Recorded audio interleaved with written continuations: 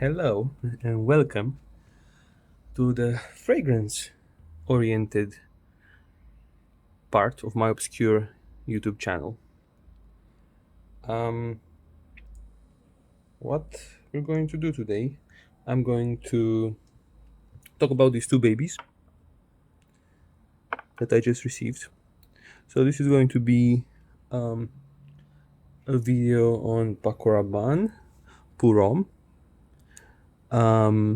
This happens to be the first edition that came out in 1973.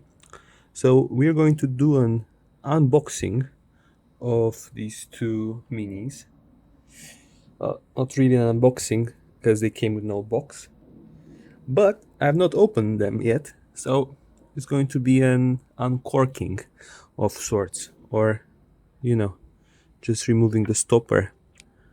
I'd say unstopping, but as you all know, Paco Rabanne Prom is unstoppable, so that's not gonna fly. I'm also gonna, since I'm aware this is the first time I'm trying to do something like this, also going to talk about what I'm doing, which is shooting a random video of me talking with no editing. I happen to have taken inspiration from such heavyweights as RichMitch and Ramsey and many other fragrance enthusiasts who just have a passion for this thing and want to share their journey. So I said, why don't I just make a video? I was gonna engage with the Paco Rabanne today anyway. Let me get it on video. And I think in life, it's it's better to do things than not to do things. So why not? Bare basics. Right. So let's see what we got here. I managed to get these two off eBay, pretty cheap. So that's good news. It means it's still possible to find this fragrance for reasonable prices. Now, the first thing you notice, and I notice, is how different they are in color. This one is a pale straw yellow, and this one is very sort of ambery, thick. This is greener, but they should be the same thing. Now, could be, probably will be a difference in how they were stored, provided this is the original juice. And I know I've only just opened them, and I already start getting the smell, which is nice. But yeah, I'm gonna sniff. Well, very good. It's not harsh at all. It's quite sweet, herbal, soapy. This one actually smells a bit greener. Ooh, careful there. We're going to. I think we're going to dab them as well, and see what's up. I'm also gonna bring. Hold on a second.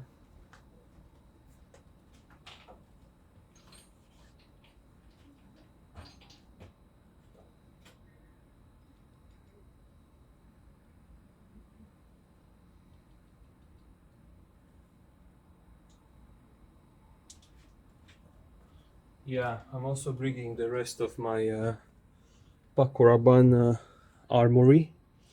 So this is the other bottle that I have. It's a 20 ml bottle, and I recently the batch code would have been here, but it got rubbed off before I got this in my hands. I managed to date it. It's, I think, between 1996 and 2002 because of the small R logo over here, and because of the 90% volume text. As you can see, the color here is more similar to this one.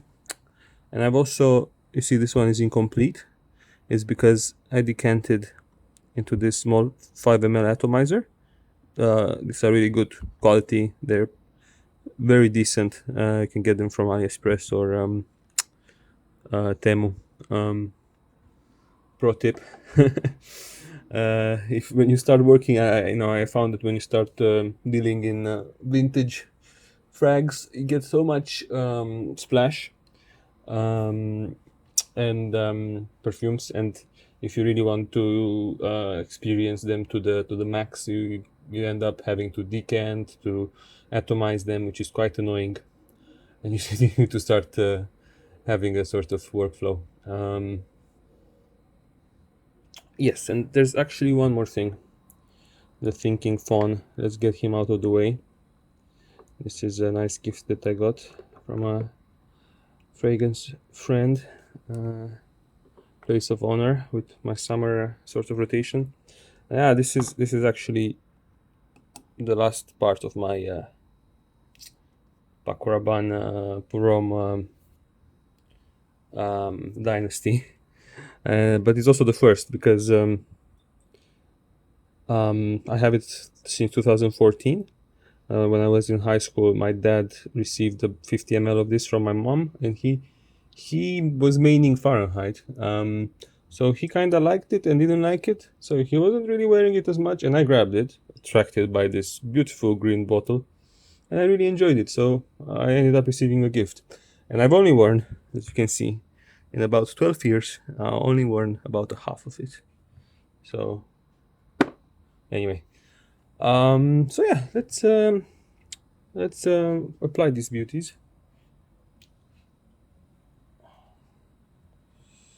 Okay, we have the dark one nicely applied to my left hand, and let's grab this one as well.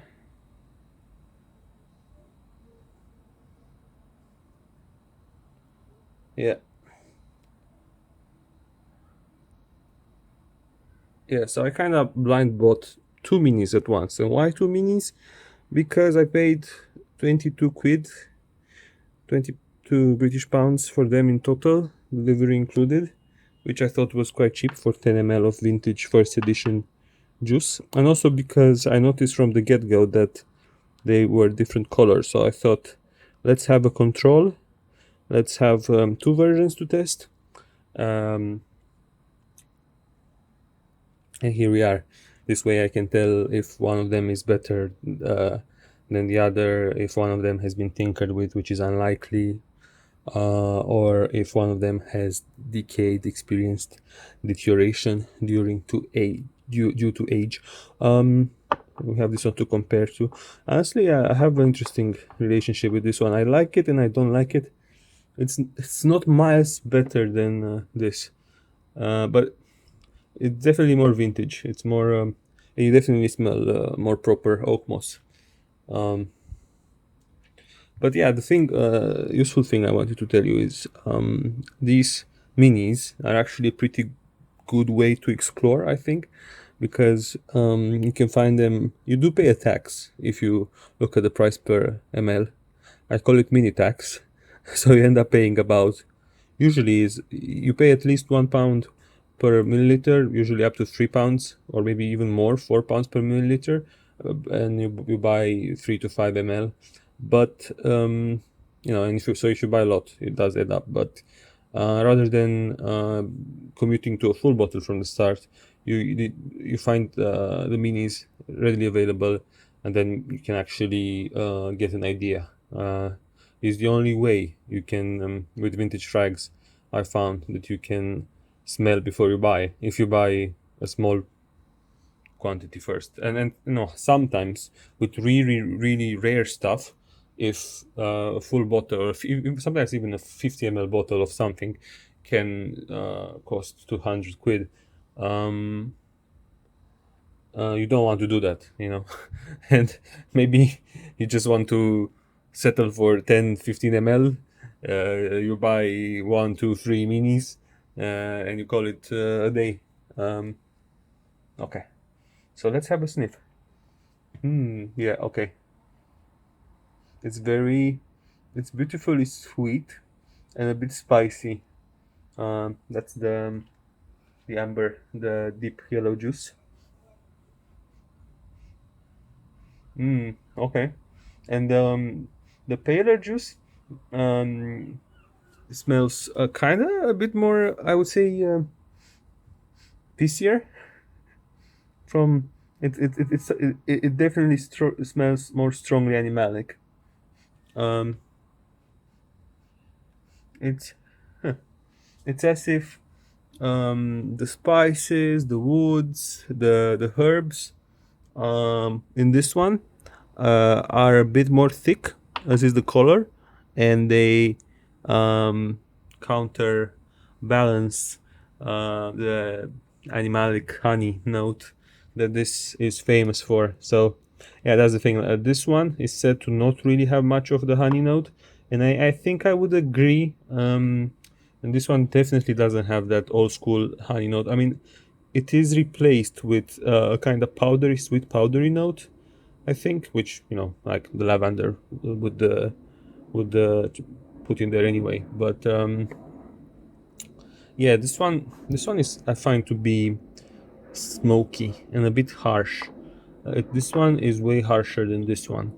And what we have here is that we drop the harshness and we're right into sweet, round territory. So yeah, because I smelled a bunch of stuff. Oh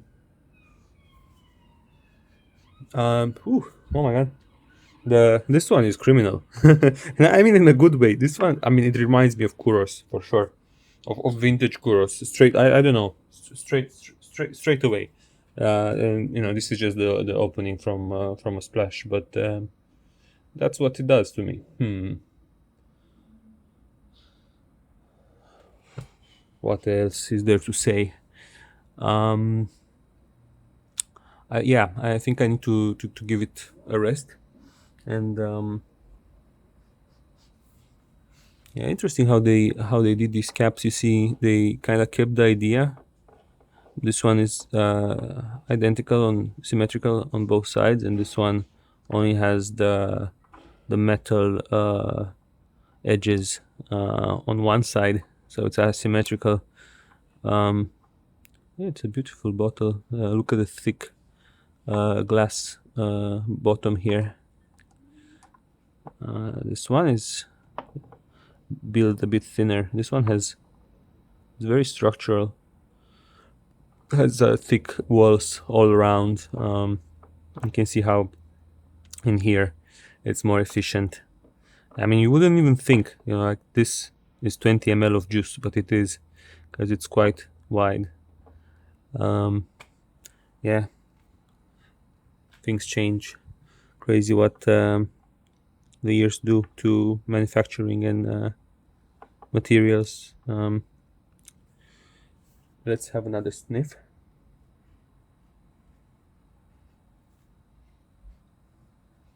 Yeah, I'm not sure which I like more. I'm pretty sure these two are genuine, but and they also smell. There's no sort of vinegar, sour, nasty smell coming from either of them, but they smell distinctly different, which is really interesting. I would expect that this is more true. I mean, unless someone refill this one with this sort of juice, um, then no, I think this one, if it's original juice, it does give me the feeling of slightly fresher more open, although it's very PC, honey in a good way.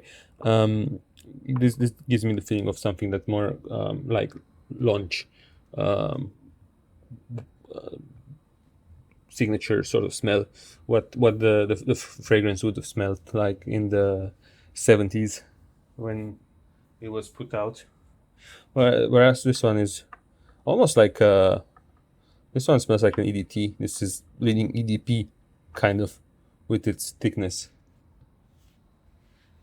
Yeah, I'm reminded of, compared to modern Paco Rabanne, what these two do. They remind me a bit more of something like this, like really thick, spicy, um, woody, um, heart and bass. Well, that's it. I think we'll stop here. Thanks for tuning in.